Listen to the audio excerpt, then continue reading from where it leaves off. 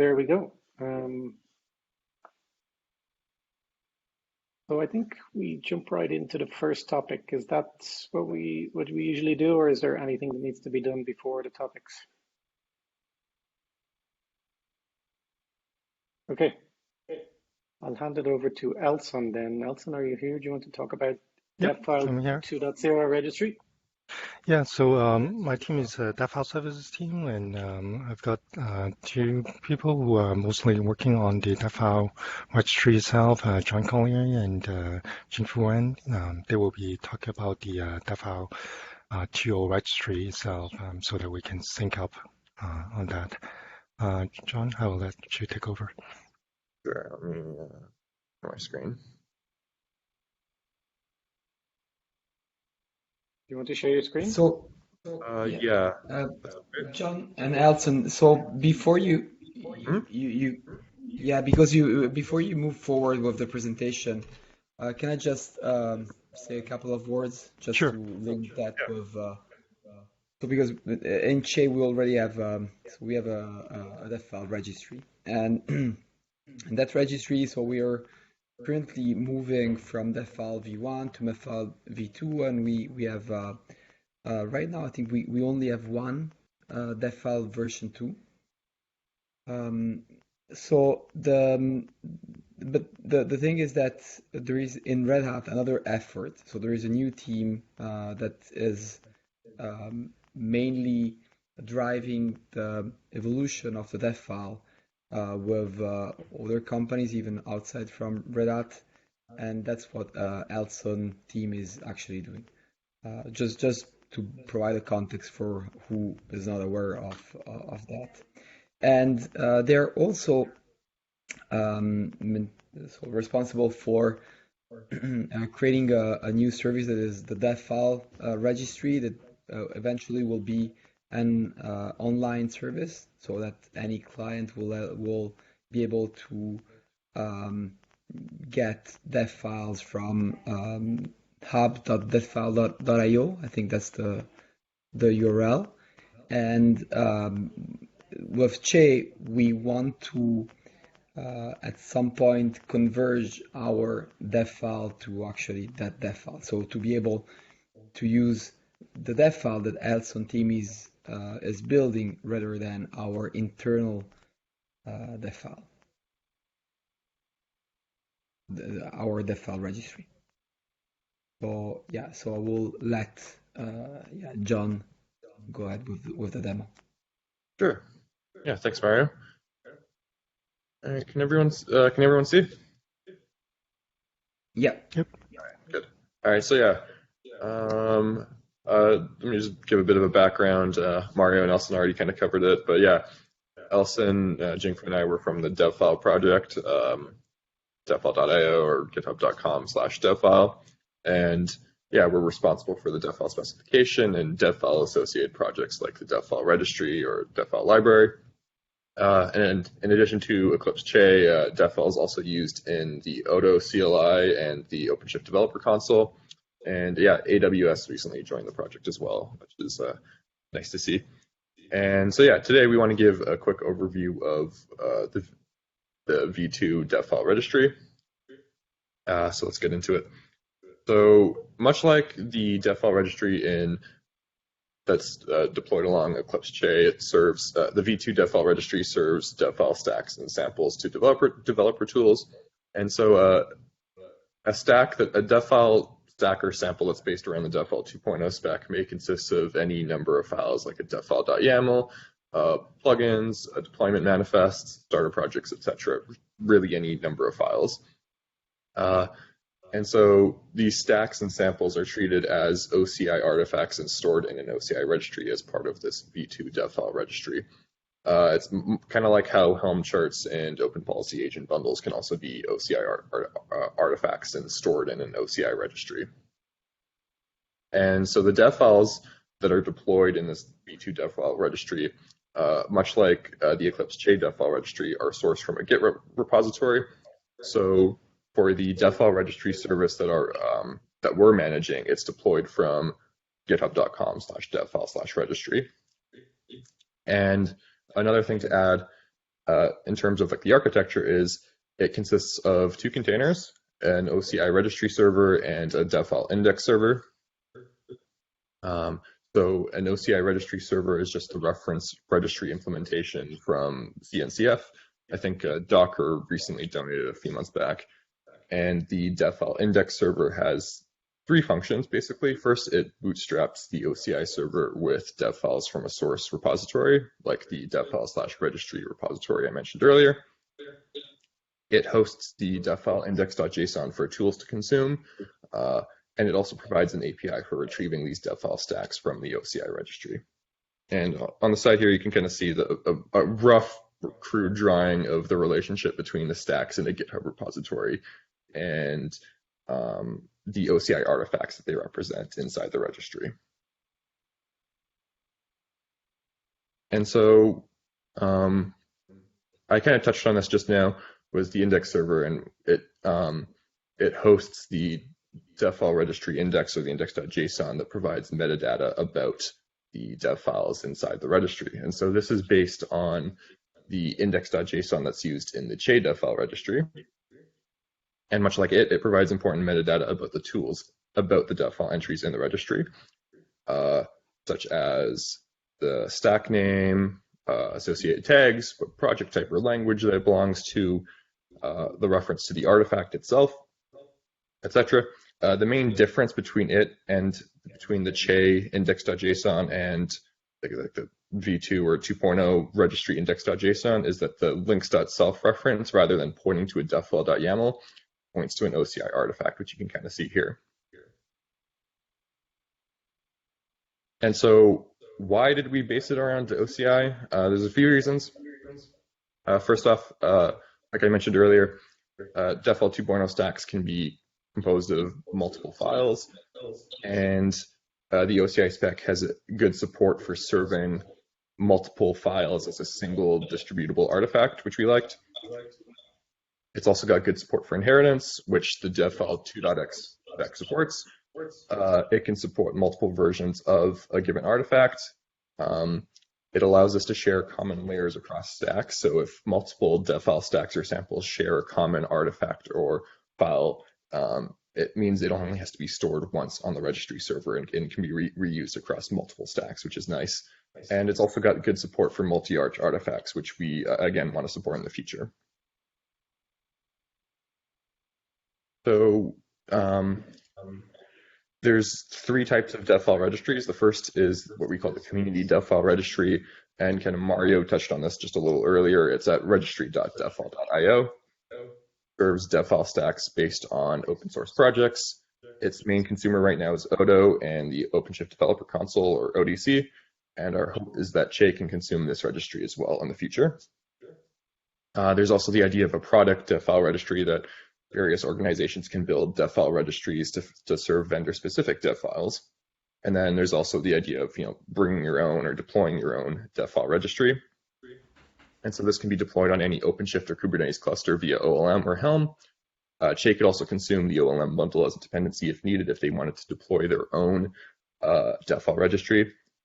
And the Devfile registry library, which is just a Golang-based library for interacting with the two Devfile registries, will also support auto-discovering deployed registries on a given cluster based on label selectors.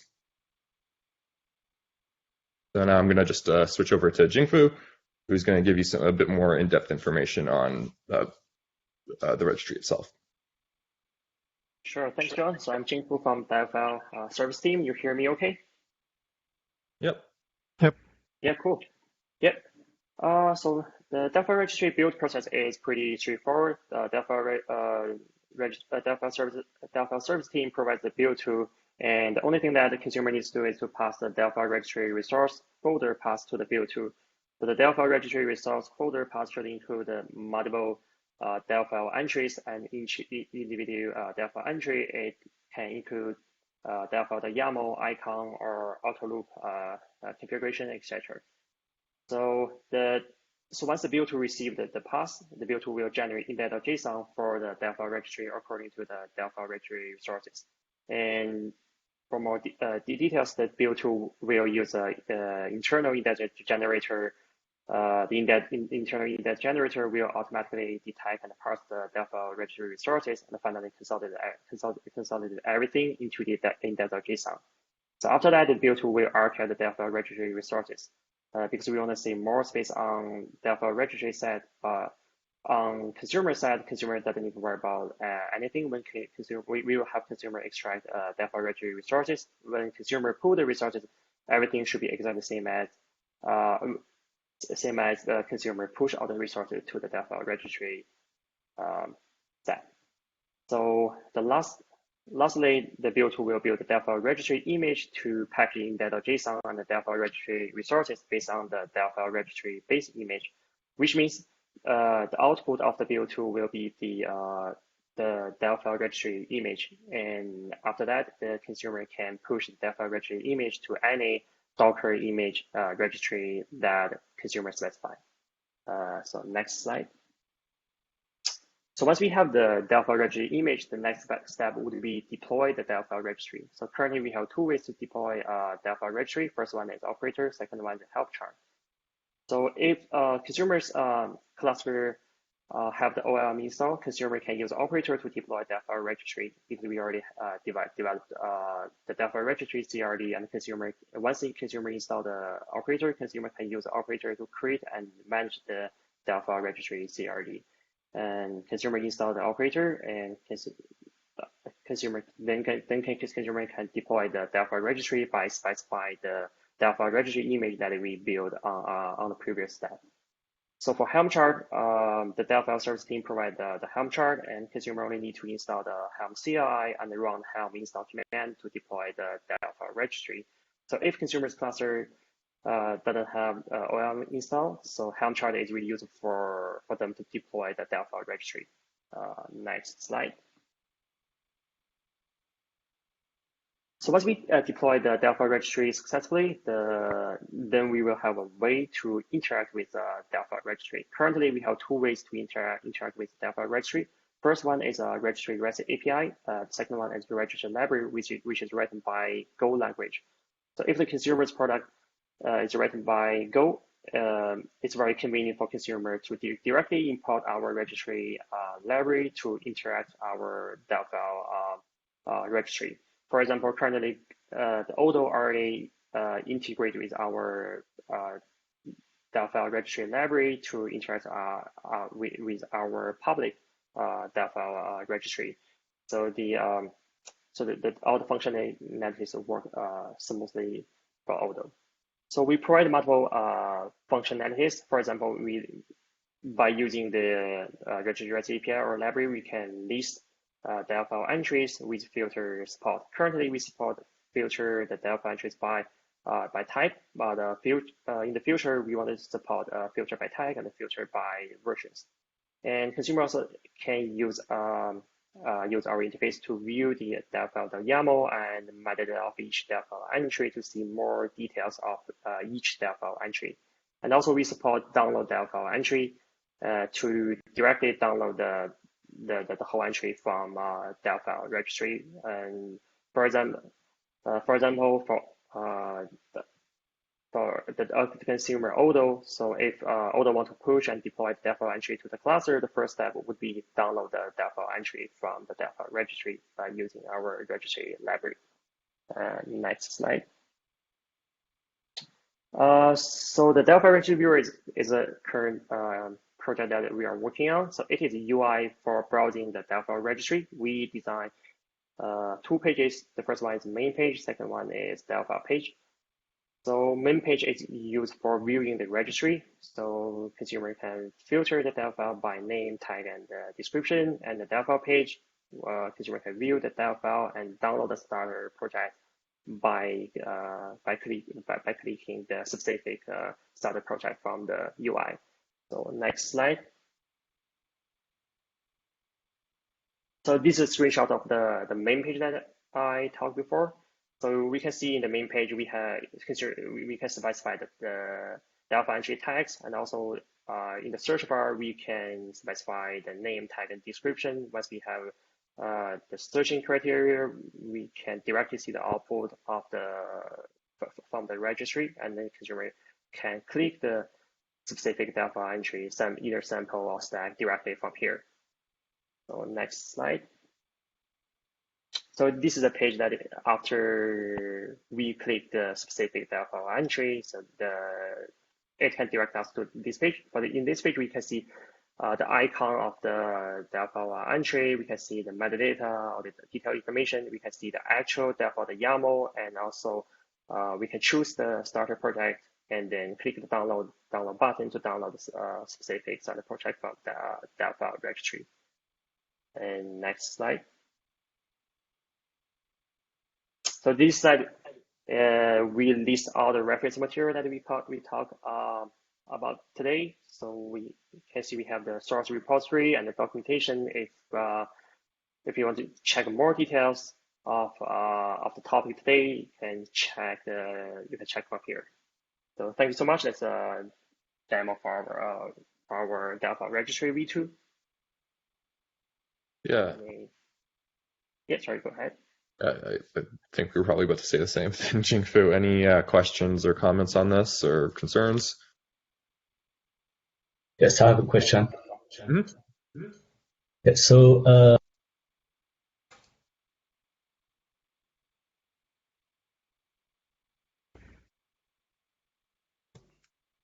Son, your audio died.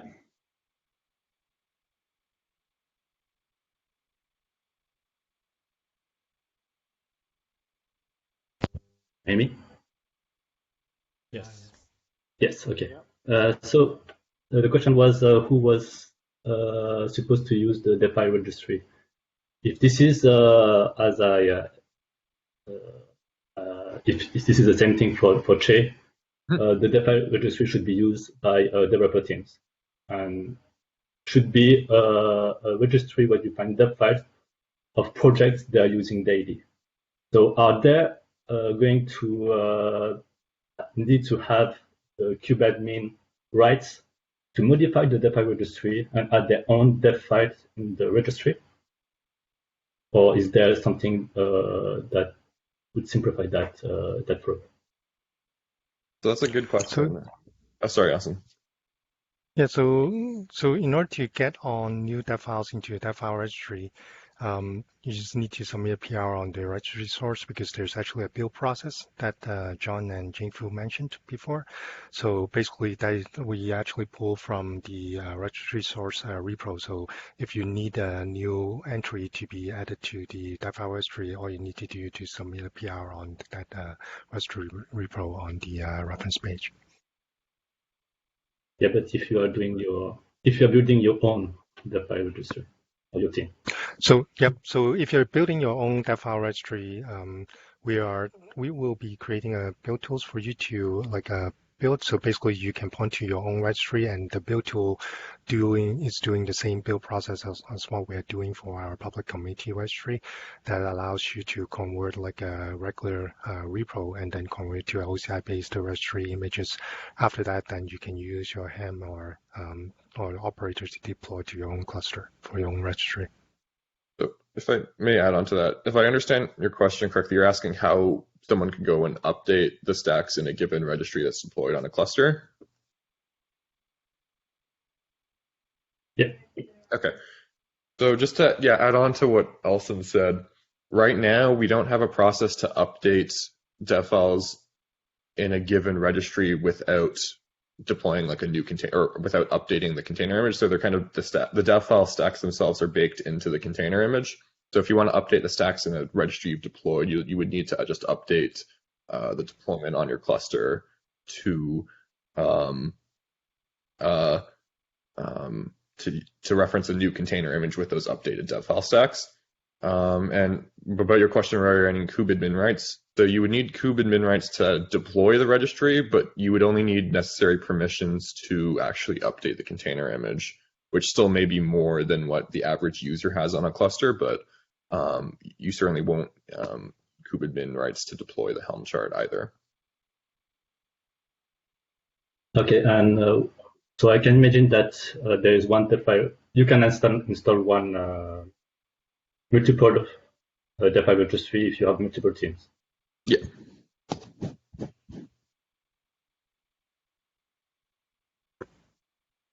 This is Thomas. I actually have two questions. The first one is how do you get, or what's the governance to get something on that community registry? Do I need to sign a contract? Do I need to open a PR? Are there rules? What's the deal there? Yeah, so you need to open a PR for sure. We are working on the contributing MD to basically going through the process. In order to get to the public community registry, it needs to there's certain validation that we're doing on the as part of the registry bill that will be basically validating to making sure that that file is actually in front. We will also have some extra requirement in terms of metadata associated with it, so they will actually show up on the registry viewer properly, and also the tools can actually query and consume it properly in those cases. So, yeah, so it's mainly submitting PR and then following what's in the contributing. I was aiming at the governance. So this is Red Hat needs to say yes is actually the governance. It's actually a community, because there's actually two things, right? The registry itself is part of the CNCF initiative that we are actually planning to open source under the CNCF project. So it will be governed by the CNCF project by the time they actually go to the sandbox. Currently today is actually whoever that's actually the contributor, and you're right, today is still Red Hat is the main contributors. We already have got AWS joining our project on that, so it's just like any other open source governance on that. And so that was question. Yeah. Okay, so that was question number one. Number two was, it seems to me that from a client's point of view, who will not write to the Devfile registry, because that's actually a special case, right? Che, for example, would probably not update the Devfile registry. It just seems to me there's a whole lot of baggage coming with that OCI registry being, or the API protocol, or the registry protocol. Because as far as Che is concerned, it's more or less like do a couple of queries and get some files, right? Is there a plan to separate what is essential in the API as what clients need to function and what we need to? A lot of the things I've heard now seem to me implementation details of what the registry should be, right? And not what Che, for example, would use. For Che, it's probably much simpler. We don't need we need to build an image to for example, for me, that's an implementation detail, that this is an image that we upload. Right. So I'm trying to understand the encoded checking from. So yeah, if I understand correctly, that we're using an image registry, so we can push images and pull images. But how we're talking about a couple of text files, right? So is the image just basically a glorified zip file in this use case? You can provide the image of your stacks if you want, for example. Yeah, so the image registry itself contains the dev files and also any of the supporting files that you have. You can also have, like, your dev file can also point to other image of your containers, and for which those images can be sitting somewhere else, right? So let's say if you are a particular stack that you want to supply to the Devfile registry, the Devfile itself will definitely be part of the registry itself. But if you actually want to control the container itself, you can actually point the container to some other locations for which you've got your own image registry for it, and you can actually deal with the life cycle of those images itself. So from the shape perspective, when you're consuming the Devfile registry, is more for getting a catalog of things, and then it's similar to what the shape Devfile registry that you have today, basically a catalog of dev files that you can actually access to. But then dev files can actually point to, in terms of the container images, the dev files can actually point to other locations where you can actually pick up the images from. I'm just thinking that, for example, for testing setups, etc., it would be much easier if the client API would just be, here's an API description, here's a socket and a port. And right now it seems like the whole, it needs to be images, it needs to be an OCI compliant registry, and that's just setting that up in it seems like a lot of complexity that isn't needed on the client side, right? So I don't know. When you say needed, doesn't need it on the client side, do you mean the client itself will contain a version of the registry? Because like the no, way I'm just thinking. I'm thinking if I want to read a dev file, right? That's a text file. So if I just want to read the dev file, why do I need a container? Like as a client, you don't set up your own container in that case, right? You will be talking to the registry. You will be just calling the registry. Like there's a REST API, there's a library that you can actually call, and you can just grab it. Yeah, maybe there's a mix. Yeah. Maybe we are mixing two things.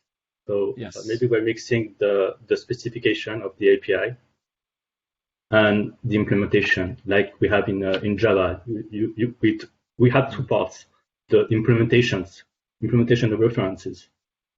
So this would be the OCI part, and we have the specification, which would be how you talk to you're talking to the implementation part, and how the client should consume it. So maybe this should be separated into different things. So the OCI part would be something that is more an implementation part, whereas the way we're describing the index.json and so on should be in the API spec.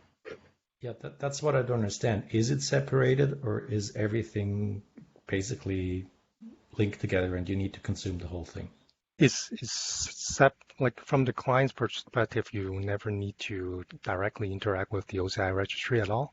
Like you'll be talking to the REST API for grabbing the dev file.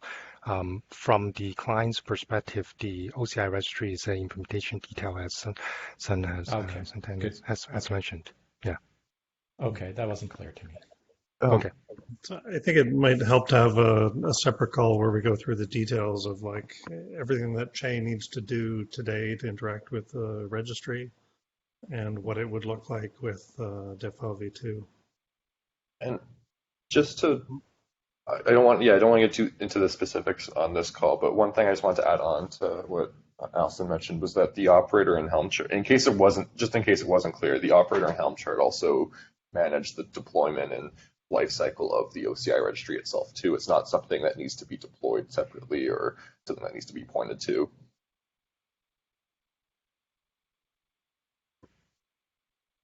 And it was covered at the front, but I just want to reiterate, like, why are we talking about this? Today, Che has a fairly impressive list of languages that it supports. There's like, 20 or 30 dev files. But it's a Che specific resource, and they're all basically maintained by the Che team with, a little bit of external help. We're now hopefully talking about at least 3 teams, 2 vendors. Hopefully that grows. But, we essentially share a set of dev files. So if somebody's using one of the other tools and they come up with, a dev file for some other language, it would just be consumable by Che. And hopefully, share the load of maintaining them, but also increase the, the number of languages and patterns supported. I just wanted to reiterate in case that wasn't clear.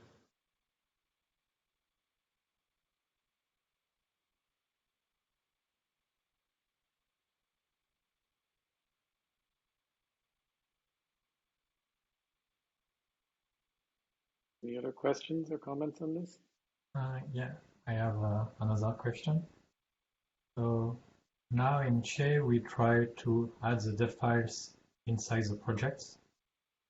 So instead of having a registry with a lot of dev files, we have like a registry just pointing to some repositories. So the dev file is part of the repository. And how the current registry here is able to provide such use case. Because it seems we need to provide the dev file, we cannot provide the project. Right. So, okay. So there's multiple things. So to answer your first question, yeah, the dev file, just like before, dev file can be part of the project itself. So the dev file definition is can be stored into a Git repository or something as part of the project resource.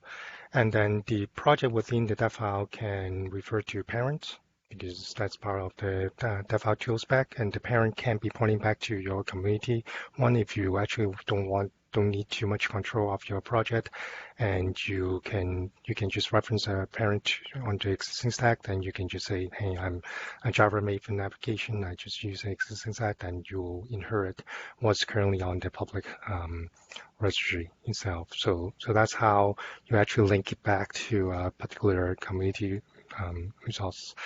Now, if you actually want to detach from it, like when you're creating a Devfile registry today, I mean, when you're creating a project that contains a Devfile, you can choose to say, I just want to clone what it is, like basically making a copy of the entire dev file instead of calling as a parent. Then you kind of detach it from the life cycle of the community registry itself. So that means you've got a couple of ways to reference it, and you don't need to have the dev file registry around if you want your project to be, to be self-contained in a sense.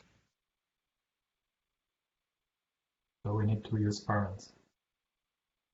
Yep. So if you're referring to a particular community, then you'll be having stored that file as part of your project, and you can just call parent on that. I have a question. It might be more for Mario or Florent though. So, what will this look like for offline, like air gap support, or things where we are manipulating like URLs, for example, single host deployments? Like when we build the Devfile registry, there's a lot of stuff that goes into the entry point where we, modify URLs and stuff like that. Yeah, so we actually got an item explicitly for doing offline support. We've got a proposal on that. I can point you to that item. Yeah, so there's a design on it. It hasn't been completed yet, but yeah, so we've got a design. Basically, what it does is we are actually doing tricks on the registry build side. As part of the registry build, where we are actually pulling, for example, starter project, and your project will be packaging as within the OCI registry itself, and then changing the link to point to the OCI registry. So by the time that client is actually consuming it, then it will be just referring to resources within the OCI registry itself.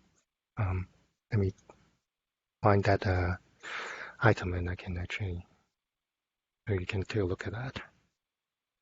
Okay, cool.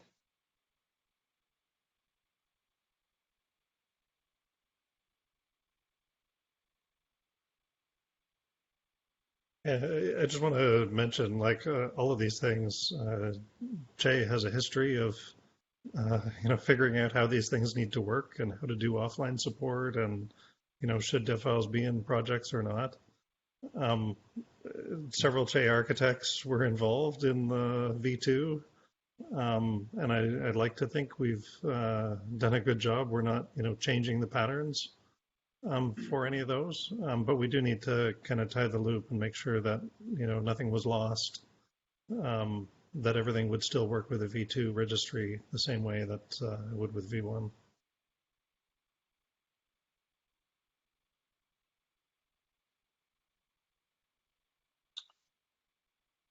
Any other questions?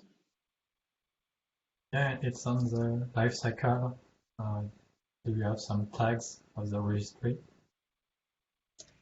Got new release. Because I saw that you have some tags that are using Che images, but using nightly images of Che in the Devfile registry. Yeah, some of the dev files within the Devfile registry were originated. We just created it, and some of them are going to be replaced by the middleware team. Something that, for example, the Node.js one is actually kind of owned by the middleware team, and the Quarkus one, the middleware team also modified that also as well. So the model that we're trying to make is trying to get the runtime team to actually own it because they are the most familiar with the stack itself. I think Mario mentioned before there's certain requirements for the images that needs to be done in order to do that. I think the best way to handle this is to, if there's extra requirements on the images, making sure we actually work with the middleware team when they're preparing for that, and they take that into consideration.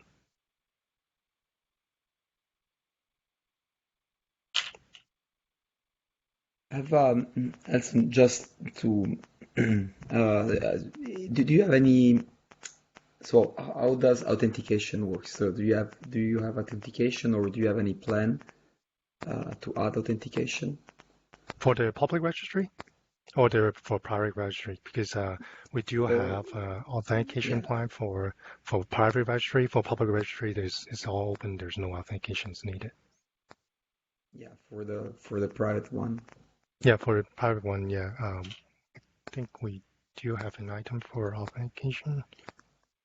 I'll go back and double check, but yeah, that's definitely will require. We currently don't have that, but yeah, so a few customers asked for that because they wanted actually to separate the dev files from from team to team. They wanted to have like a bucket of dev files for one team, and they want to protect that with authentication. So is the authentication level required on the registry itself or on the accessing of the images? Because currently, I think the scenarios that we have in mind currently is more on the authentications of the access of the images, like the container images, like you can store the images in a different container. For example, in the case of a vendor-specific registry, they may decide that you need, let's say, a Red Hat login or something to access those images. So that is the type of authentication that we're looking for. But I don't think we actually talk about authenticating when accessing the actual registry itself. Like if that is actually a requirement, we can talk about it and we can add it to the list as well. But currently, what we are aiming for is more for in case the images that your dev file is referring to is actually hiding behind login, then that's the authentication that we're looking for. And based on the last discussions on our couple call, I think that is actually geared towards mostly the tools actually when trying to accessing the images, then that's where the authentication occurs. Okay, yeah, no, I think that at the image level is what actually customers are looking for. Okay.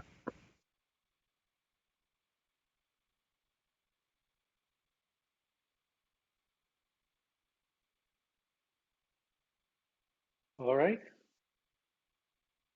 This is obviously a huge topic and very exciting that it's happening. Any other questions? Yeah, I was just wondering about like next steps on the Chase side. Mario or Flora, how do you want to go about this? Should we have another call with Tim and Delson and the team, or should we just discuss it in the cabal and do something else, or what do you think? I think we should have a separate call. The reason is because that is specific to the shade, like integration pieces. I think, yeah, because cabal call today now contains other external parties for it. I think, yeah, we should probably have a separate call to talk about the details on that. Okay. Yeah, Mario, I don't know whether you've got some HR thing. No, it's just that I think I already set up a call, so that's like I was wondering. I was looking at the calendar, but I already set up a call for this week with you, Eric. So I will double check if actually I've invited everyone. But yeah, so we'll send out the email. Yeah, I wanted the plugins team actually to be to talk with the Devfile Registry, the Devfile services team to start discussing about how we're going to converge.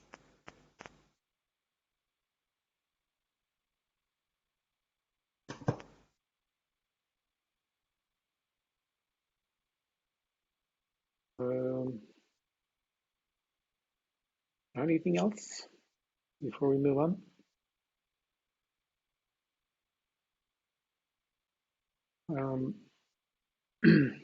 Okay, let's move on. So as you can see, there's nothing else on the agenda today, but I kind of felt like I skipped over the releases section. So if anybody has anything to say about releases, please jump in. Otherwise, we can jump into team updates if anybody has any.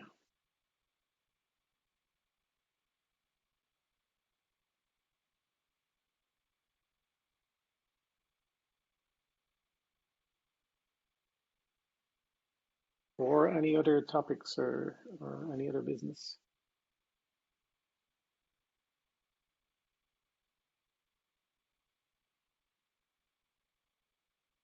Okay.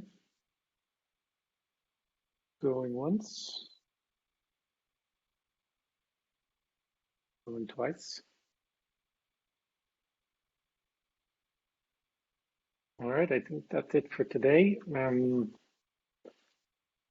Thank you all. Let's keep the conversation going on Mattermost, of course, and we'll see you next Monday. Bye, everyone. Thank you. Bye-bye. Bye. Thank you. Bye.